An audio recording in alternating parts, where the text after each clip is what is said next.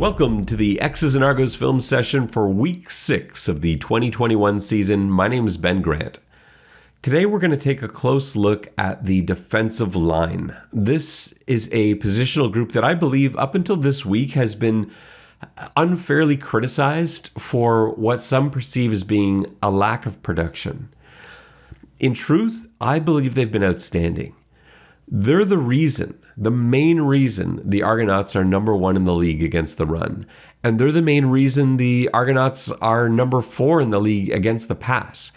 And remember that all of this has been achieved while playing Winnipeg and Hamilton twice each. So up until this week, the defensive line didn't have a lot of sacks, but that's because it's not what they've been asked to do. Remember that this positional group looks nothing like the way it was supposed to look. Think of all the people that this group has lost, and I'll get to the importance of that in just a second. But this group is without NFL third-round pick Drake Nevis, without NFL second-round pick Coney Ely, without NFL first-round pick Shane Ray.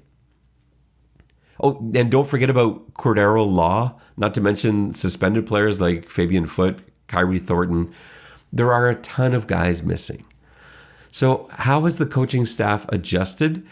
Their adjustment has been asking them to do different things by not sending them flying after the quarterback trying to collect sacks. That's not their job. Their job description has changed.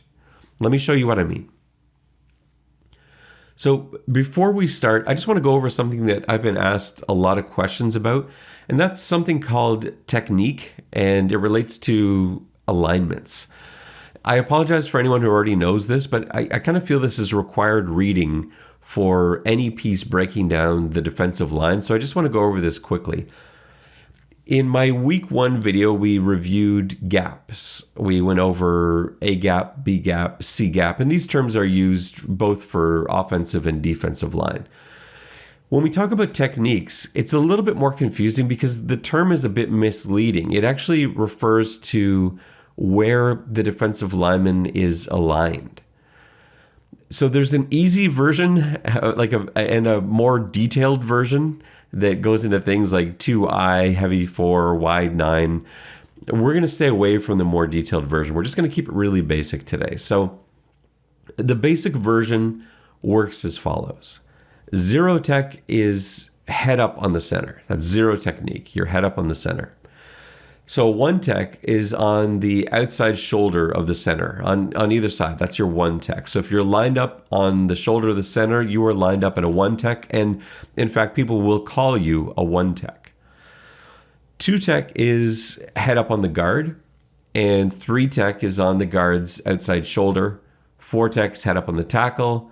Five tech is on the tackle's outside shoulder. Six tech is head up on the tight end, assuming there is one. And then 7 tech would be outside the tight end. And they still use those numbers even if there isn't a tight end there. And I said I wasn't going to go into the more detailed stuff, but like, for example, I did mention a wide 9. It doesn't mean you have to have offensive players lined up all the way along the offensive line to be a wide 9. If you're standing out there, you can still be labeled that. There won't have to be offensive bodies necessarily in front of you. So you'll notice there that basically anyone that is head up on somebody is going to be an even number, and anybody that is in a gap is going to be an odd number. It's just an easy way to remember it. So here we are. The Argos are in sort of like a 4-3 under front. I guess we'll treat Dunbar here like he's a tight end. So Hendricks is in a 1 tech. Oakman's 3 tech. Feeney looks pretty wide, like a 7. And then Harold here is head up on Dunbar, so that's a 6. That's our basic alignment here for this play. So before we start, I want you to notice Chris Edwards. So he's the Sam, and he's creeping in here. And then I also kind of want you to keep an eye on Eli Harold. So Eli Harold is going to eventually get the sack on this play. So just sort of keep him in the back of your mind. But we're watching Edwards to start.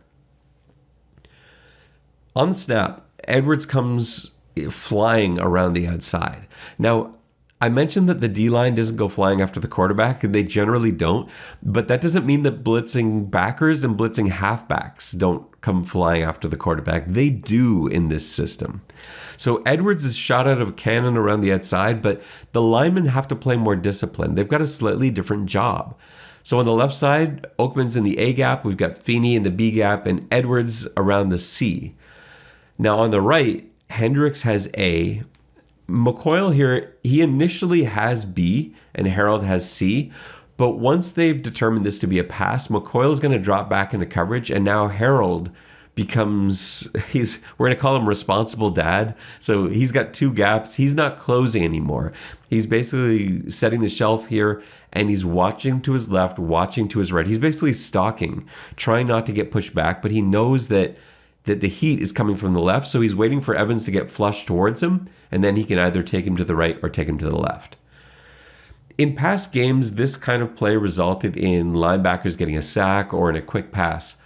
But in this case, Harold's patience is going to be rewarded. So Evans steps up away from Edwards, and then Harold's right there to collect the sack. Here's the broadcast angle. As with most Argos sacks this year, a lot of credit should go to the coverage, because it's not 5 players being sent after a quarterback. That's not what's happening here. There's nowhere to throw. But the role of the defensive line in this is one that makes it easier to have good coverage, because when you're only sending a few guys, it means you can drop 7, 8, 9 even into coverage.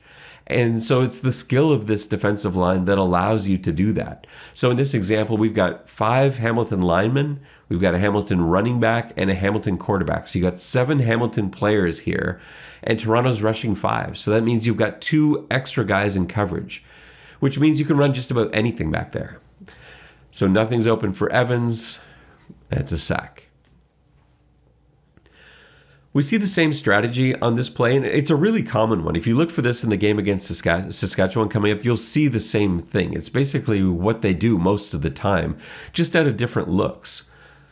The Argos defense is what we call really multiple on every level. They can give you all sorts of different kinds of looks. So 3-man front, 4-man front, 5-man front. They mostly run with 4, but almost like in the last game, it was like every other series that send out a 3-man front. And this is a 3-man front here.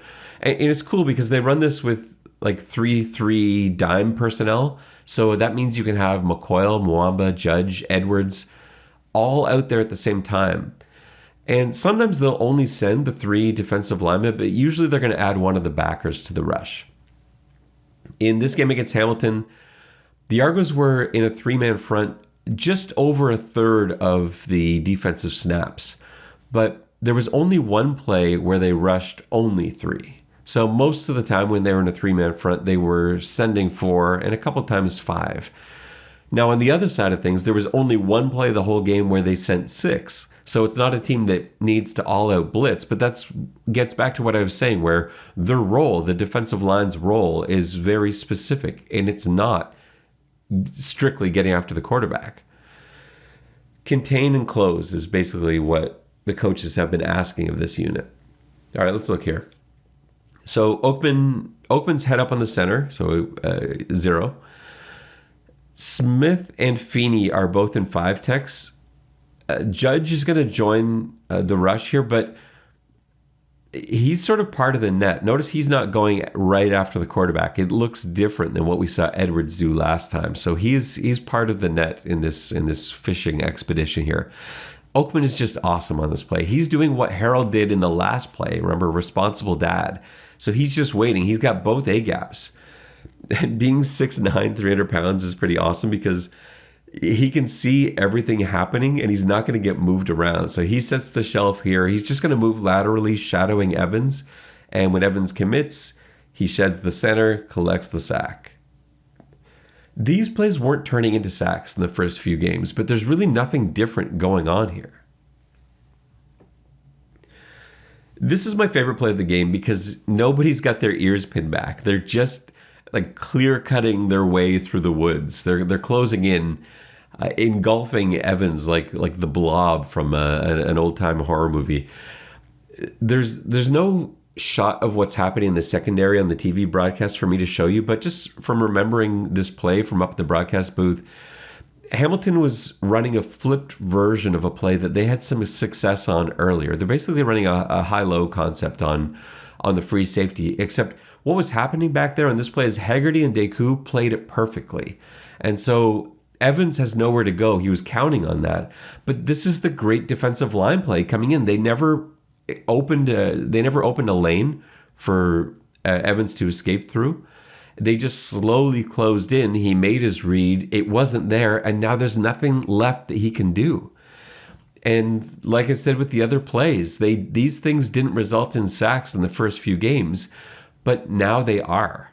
This is quarterbacks finding themselves in trouble a couple seconds into the play because there's nowhere to go, and the Argos defensive line is closed in entirely. And there's nowhere to go because the Argos have 8 guys covering 5. It's a math thing again, like we did in the last play. 8 guys covering 5 means you can do absolutely anything in coverage, and it's going to be hard for a quarterback to find a guy open downfield. All right, I really wanted to show you the D-line against the run. I know it's not as exciting to watch. I actually think it is kind of exciting to watch. You might not find it as exciting. It doesn't, you don't usually get run stops on highlight reels unless there's a really big hit. So I love this play because the way Hamilton's running this, the ball could really go anywhere, and yet the Argos have it stopped at every turn here. So alignment-wise, the Argos have got 3 D linemen here. This is Edwards engaged as well. So the play starts with some heavy jet action coming to the field, but Edwards is here to set, and he kind of forces it back inside. Now, the ball doesn't end up coming this way, but they don't know that at the time. So we've got Edwards setting the edge. You got Feeney breaking down to take the would-be ball carrier. Now, as I said, the ball doesn't come this way, and once they see the shovel going the other way, Feeney's going to break off in full pursuit.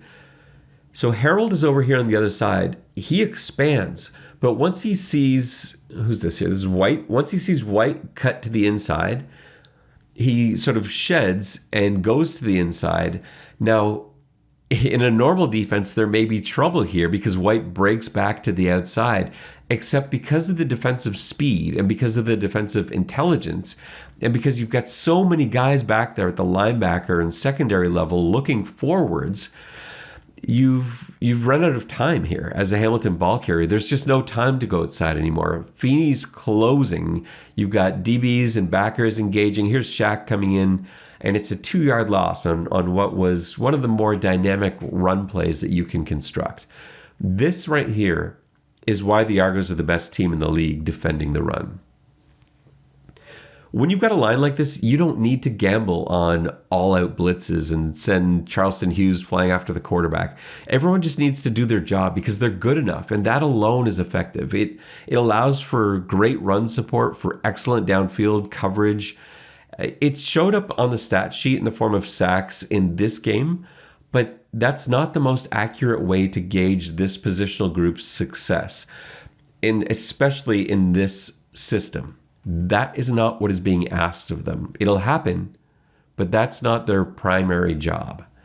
They're a force on this team, and when some of these injured defensive linemen start returning, it's going to be really exciting for Argos fans. I hope you enjoyed this episode of the X's and Argos film session. Until next time, this is Ben Grant saying so long, and may all your pre-snap reads be good ones. I'll see ya.